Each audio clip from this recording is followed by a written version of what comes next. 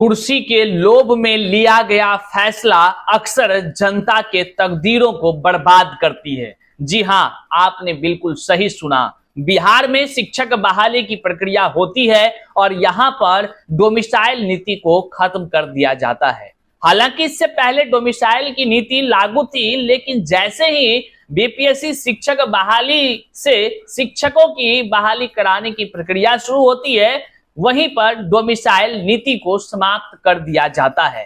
लेकिन इसका क्या कुछ असर देखने को मिलता है, यह तो शिक्षक बहाली के बाद जितने भी बिहार के शिक्षक अभ्यर्थी हैं वे द्रवित हो रहे हैं, वह त्राहिमाम चिल्ला रहे हैं, वह अपने हक की लड़ाई लड़ रहे हैं, लेकिन उसकी एक नहीं सुनी जाती है। बहरहाल इस पर डोमिसाइल पर क्या कुछ होने की संभावनाएं हैं, आगे हम वीडियो में दिखाते हैं और साथ ही साथ हम आपको बताते हैं कि बिहार में जहां डोमिसाइल नीति समाप्त कर दिया गया है, वहीं पर अन्य राज्यों में डोमिसाइल नीति लागू कर दिया गया है। बिल्कुल पहले से भी लागू थी और पूर्णतः अब लागू कर दी गई है। कई सारे ऐसे हाल ही में उदाहरण निकलकर सामने आए। आखिर यह क्या स्थिति है? ये देश एक है और यहां पर जो है कि नियम अलग अलग है। आखिर अलग अलग राज्यों में अलग अलग नियम, और फिर जो है कि किस नियम का हवाला देते हैं और अपने राज्य से लोग डोमिसाइल की नीति को समाप्त कर देते हैं। बहरहाल आज इन चीजों पर हम विस्तार से चर्चा करने वाले हैं। साथ ही साथ अभी उभरते हुए एक नेता प्रशांत किशोर जी हैं, जो कि डोमिसाइल नीति पर वह क्या कुछ बोले, क्या चीज है उसकी सच्चाई, क्योंकि वह देखे जा रहे हैं कि गरीबों की बात करते हैं, गरीबों के लिए बात करते हैं और बिहार के तमाम युवाओं की बात करते हैं। क्या कुछ उसमें सच्चाई है, इसको भी हम आज वीडियो में देखेंगे। क्यों उठानी पड़ रही है उसको, डोमिसाइल पर जो है कि अपनी बात कहनी पड़ रही है, क्यों वह सरकार से गुहार कर रहे हैं और बड़ा आरोप लगा रहे हैं, यह भी आज देखने और समझने की जरूरत है। आइए करते हैं वीडियो को शुरू, लेकिन उससे पहले आप देख रहे हैं साहित्य आजकल। साहित्य आजकल पर नए हैं तो सब्सक्राइब कीजिएगा और अपने तमाम साथियों तक जरूर साझा कर दीजिएगा।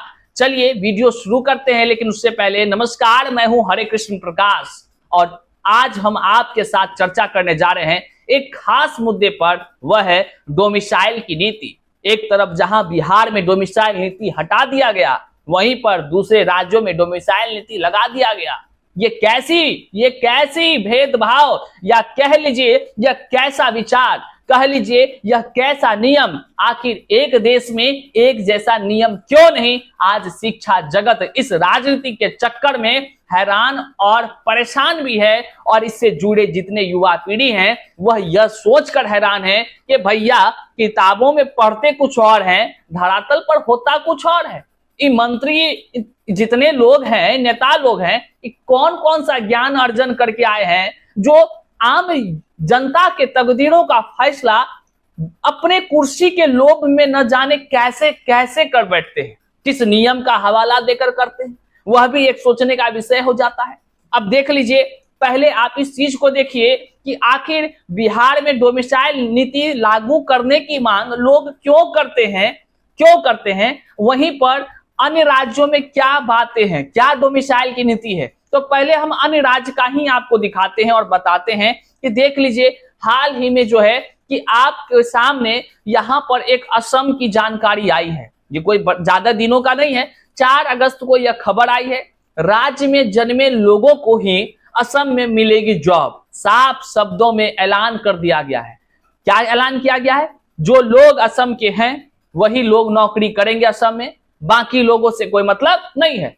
हालांकि हम इसका समर्थन करते हैं, इन्होंने बिल्कुल सही किया है।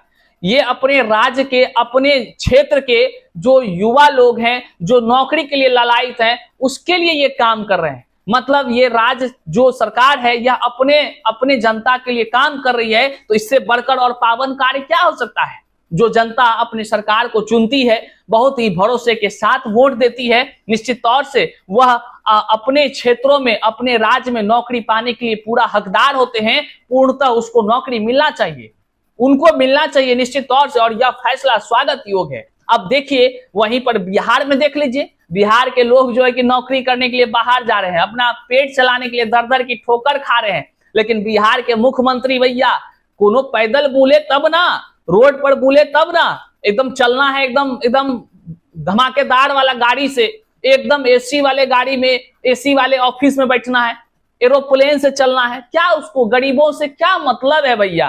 क्या मतलब? उसको तनख्वाह आबे करता है अपना, एक बार मंत्री बने, दोबारा मंत्री बने, तिबारा बने, 4, 5, 6, 7, 8 यहां तक मंत्री बन गए तो उसको इतना टर्म का पैसा आ रहा है भैया। उसको कोई दर्द कोई समझ आएगा? हमको आपको 2 वक्त की रोटी खाने का जुगाड़ ढूंढना पड़ता है, और वैसे लोग फैसला लेते हैं जो एसी रूम में बैठे होते हैं, जो हवाई जहाज पर यात्रा करते हैं, वे गरीबों के तकदीरों का फैसला करते हैं। ये कौन सा तार्किक शक्ति है भैया? आश्चर्यचकित करता है। पढ़े लिखे युवाओं के तकदीरों के फैसला वो ले रहे हैं आजकल जिसको शिक्षा जगत से कोई लेना देना भी नहीं है। आश्चर्यचकित करता है, हैरान कर देता है ऐसी बातें और ऐसी स्थिति को देखकर। तो वहीं पर देखिए असम में क्या कुछ कहा गया है। असम में राज्य सरकार जल्द ही एक नई डोमिसाइल पॉलिसी पेश करेगी, जिसके तहत केवल असम में जन्मे लोग ही राज्य सरकार की नौकरियों के लिए पात्र होंगे। कितना बड़ा बात है ये! असम सरकार की और असम की जनता से कह लीजिए एक दरिया दिली है, एकदम सही कदम है, ये स्वागत योग्य है। वहीं पर आगे देखिए इन्होंने क्या कहा। राज्य के सीएम हिमंत बिस्वा शर्मा ने रविवार को बीजेपी के राज्य कार्यकारिणी की मीटिंग के दौरान इसका ऐलान किया है। इसके अलावा उन्होंने तमाम वो बातों पर कहा है, ये आप अखबारों में भी देख रहे हैं। अब चलिए असम के बाद हम आपको ले चलते हैं, आपको ये मध्य प्रदेश की अखबार से निकलकर खबर आई है, लेकिन जो भी इसके पीछे की सच्चाई हो, खबर में जो दिख रहा है हम आपको बता रहे हैं। ये कब की है ये हमें भी नहीं जानकारी है, लेकिन इस अखबार में जो लिखी गई बातें हैं वह बातें हर एक पल तमाम बिहार के युवाओं के दिलों में छुपे दर्द को एक एक परत दर परत खोलने के लिए एकदम कह लीजिए तो यह एक सटीक अखबार साबित हो रही है। इसमें क्या कहा गया है? मध्य प्रदेश सरकार की सभी नौकरियां राज्य के लोगों के लिए होंगी आरक्षित। सीधा शब्दों में कहा गया है, बिहार के लोगों को मध्य प्रदेश में नहीं मिलेगी नौकरी, एकदम नहीं मिलेगी नौकरी। क्यों? बाहर के लोग क्यों आकर नौकरी करेंगे? क्यों? मध्य प्रदेश के लोग जीवित नहीं है क्या? क्या मध्य प्रदेश के लोगों में हिम्मत नहीं है क्या? क्या मध्य प्रदेश के युवा जो है कि अनपढ़ है क्या? ये तमाम बातें वहां की सरकार सोची है, हम नहीं। हम आपको बस अपनी बात रख रहे हैं। ऐसी बातें मध्य प्रदेश की सरकार ने साफ शब्दों में कहा कि हमारे यहाँ मतलब मध्य प्रदेश में जो लोग नौकरी करेंगे वे लोग मध्य प्रदेश के होने चाहिए, वहां के लोग होने चाहिए, अन्य राज्यों के लोगों को नौकरी नहीं देंगे। आप अखबार में यहाँ तमाम चीजों को देख रहे हैं। वहीं पर बिहार में कह लीजिए तो जिस प्रकार से डोमिसाइल नीति को समाप्त किया गया, तमाम शिक्षक अभ्यर्थी हैरान और परेशान हैं, और इसको लेकर के हर नेताओं के पास दर दर की ठोकरें खाते हुए जाते हैं और गुहार लगाते हैं, हुजूर जिस तरह से बीपीएससी शिक्षक बहाली की प्रक्रिया को लाएं, व्यापक पैमाने पर फर्जीवाड़ा करके लोग जो है कि घुस गए और बिहार में जो है कि शिक्षक बन गए। लगातार उसका लिस्ट निकल रहा है, अदर स्टेट वालों की संख्या हजारों में है जो फर्जीवाड़ा करके नौकरी लिए थे, बहरहाल उसको बर्खास्त भी किया जा रहा है। और कई ऐसे हैं जो पकड़े अभी तक नहीं गए हैं, कई ऐसे हैं जो योग्य भी हैं और नौकरी कर रहे हैं, लेकिन बिहार के जो योग्य युवा है वह दर दर की ठोकर खा रहा है।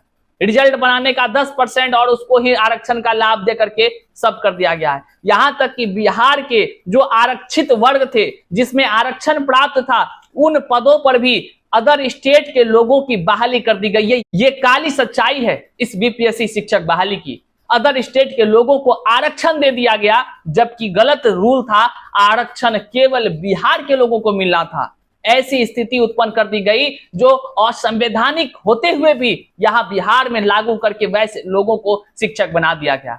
वहीं तमाम शिक्षक अभ्यर्थी ने जब जो जन स्वराज के संस्थापक हैं प्रशांत किशोर जी से मुलाकात करते हैं, उनसे आग्रह करते हैं और वो अपनी बात को रखते हैं, तो देखिए उन्होंने क्या कुछ कहा है, क्या सच्चाई झलकती है उसके अंदर। उन्होंने कहा कि बिहार के युवाओं में बेरोजगारी है और नौकरियां दूसरे प्रदेश के लोग ले जा रहे हैं। बिहार में डोमिसाइल लागू किया जाना चाहिए। मतलब उन्होंने भी डोमिसाइल नीति जो समाप्त किया गया उसके खिलाफ उन्होंने कहा कि यहाँ पर बेरोजगारी है, यहाँ डोमिसाइल नीति लागू होनी चाहिए। आखिर क्यों होनी चाहिए? तब वो कहते हैं बेरोजगारी का दंश झेल रहे युवाओं को रोजगार मिल सके, पलायन कम हो। पटना के बापू सभागार में उन्होंने एक कार्यक्रम को आयोजित करते हुए तमाम बातों को कहा।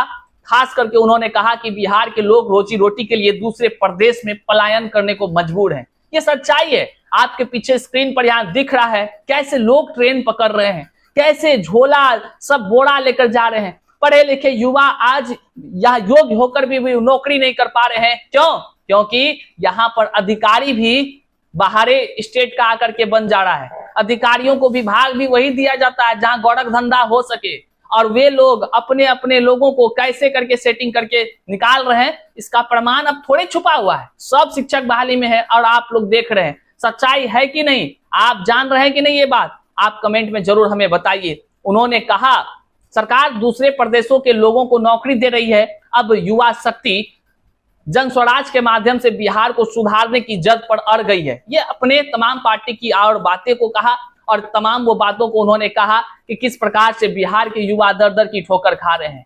आखिर क्यों डोमिसाइल का मुद्दा हर नेताओं के लिए अहम हो जाता है? देखिए, जो लोग यहाँ सत्ता में होते हैं वह लोग डोमिसाइल पर कुछ नहीं बोलते हैं, लेकिन जो लोग सत्ता में नहीं होते हैं उन लोगों के लिए डोमिसाइल एक बड़ा मुद्दा होता है। क्यों पता है? क्योंकि बिहार के युवाओं को ही बिहार में बेगाना बनाने की बड़ी साजिश रची गई।